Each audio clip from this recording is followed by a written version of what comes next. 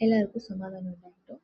So இன்னைக்கு நம்ம யோவான் 2வது அதிகாரம் வாசிக்க போகிறோம். ஆல்ரெடி யோவான் 1வது அதிகாரம் ரீட் பண்ணி நம்மளோட சேனலில் இருக்குது.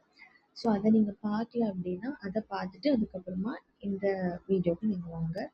உங்ககிட்ட பைபிள் இருந்துச்சு அப்படின்னா அதை நீங்கள் கையில் எடுத்துக்கோங்க. அப்படி இல்லைன்னா இந்த வீடியோவில் இருக்கிறத வச்சு நீங்கள் அழகாக ரீட் பண்ணலாம். இதில் உங்களுக்கு தமிழ் அண்ட் இங்கிலீஷ் ரெண்டுமே இருக்கும்.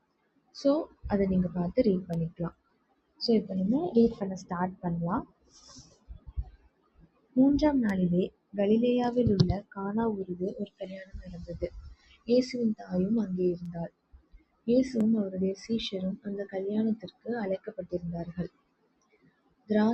திராட்சை ரசம் குறைவுபட்டபோது இயேசுவின் தாய் அவரை நோக்கி, அவர்களுக்கு திராட்சை ரசம் இல்லை என்றாள். அதற்கு இயேசு, ஸ்திரீயே, எனக்கும் உனக்கும் என்ன? என் வேலை இன்னும் வரவில்லை என்றார். அவருடைய தாய் வேலைக்காரரை நோக்கி, அவர் உங்களுக்கு என்ன சொல்கிறாரோ அதின்படி செய்யுங்கள் என்றாள். யூதர்கள் தங்களை சுத்திகரிக்கும் முறைமையின்படி ஒவ்வொன்று 2-3 குடம் தண்ணீர் கொள்ளத்தக்க 6 கற்சாடிகள் அங்கே வைத்திருந்தது. இயேசு வேலைக்காரரை நோக்கி, ஜாடிகளிலே தண்ணீர் நிரப்புங்கள் என்றார். அவர்கள் அவைகளை நிறைய நிரப்பினார்கள். அவர் அவர்களை நோக்கி, நீங்கள் இப்பொழுது மொண்டு பந்தி விசாரிப்புக்காரனிடத்தில் கொண்டு போங்கள் என்றார். அவர்கள் கொண்டு போனார்கள்.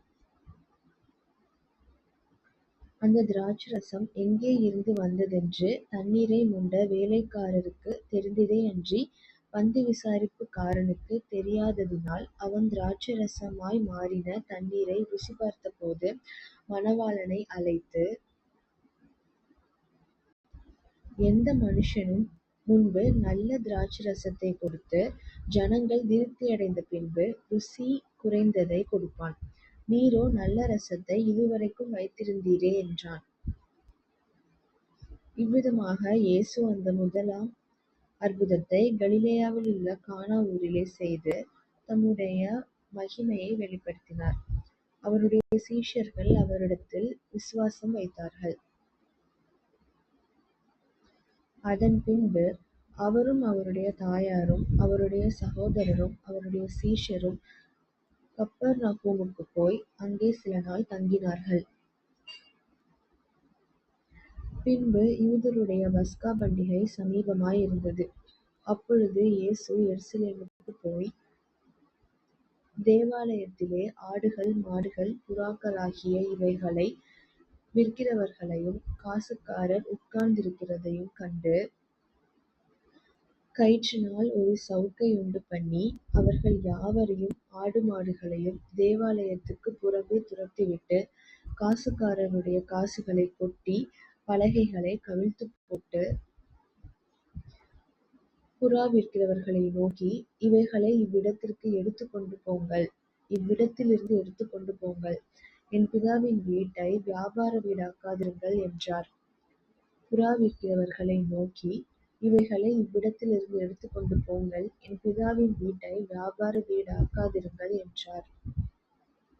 அப்பொழுது, உம்முடைய வீட்டைக் குறித்து உண்டான பக்தி வைராக்கியம் என்னைப் பட்சித்தது என்று எழுதியிருக்கிறதை அவருடைய சீஷர்கள் நினைவு கூர்ந்தார்கள். அப்பொழுது யூதர்கள் அவரை நோக்கி, நீர் இவைகளைச் செய்கிறீரே, இதற்கு என்ன அடையாளத்தை எங்களுக்குக் காண்பிக்கிறீர் என்று கேட்டார்கள். இயேசு அவர்களுக்குப் பிரதியுத்தரமாக, இந்த ஆலயத்தை இடித்துப் போடுங்கள், 3 நாளைக்குள்ளே இதை எழுப்புவேன் என்றார். அப்பொழுது யூதர்கள், இந்த ஆலயத்தைக் கட்ட 46 வருஷம் சென்றதே, நீர் இதை 3 நாளைக்குள்ளே எழுப்புவீரோ என்றார்கள். அவரோ தம்முடைய சரீரமாகிய ஆலயத்தைக் குறித்துப் பேசினார். அவர் இப்படிச் சொன்னதை அவர் மரித்தோரிலிருந்து எழுப்பின பின்பு அவருடைய சீஷர்கள் நினைவு கூர்ந்து தேவ வாக்கியத்தையும் இயேசு சொன்ன வசனத்தையும் விசுவாசித்தார்கள். அவர் இப்படிச் சொன்னதை அவர் மரித்தோரிலிருந்து எழுந்த பின்பு அவருடைய சீஷர்கள் நினைவு கூர்ந்து வேத வாக்கியத்தையும் இயேசு சொன்ன வசனத்தையும் விசுவாசித்தார்கள். அவர் இப்படிச் சொன்னதை அவர் மரித்தோரிலிருந்து மரித்தோரிலிருந்து எழுந்த பின்பு அவருடைய சீஷர்கள் நினைவு கூர்ந்து வேத வாக்கியத்தையும் இயேசு சொன்ன வசனத்தையும் விசுவாசித்தார்கள். பஸ்கா பண்டிகையிலே அவர் எருசலேமில் இருக்கையில் அவர் செய்த அற்புதங்களை அநேகர் கண்டு அவருடைய நாமத்தில் விசுவாசம் வைத்தார்கள். அப்படி இருந்தும் இயேசு எல்லாரையும் அறிந்திருந்தபடியால் அவர்களை நம்பி இணங்கவில்லை.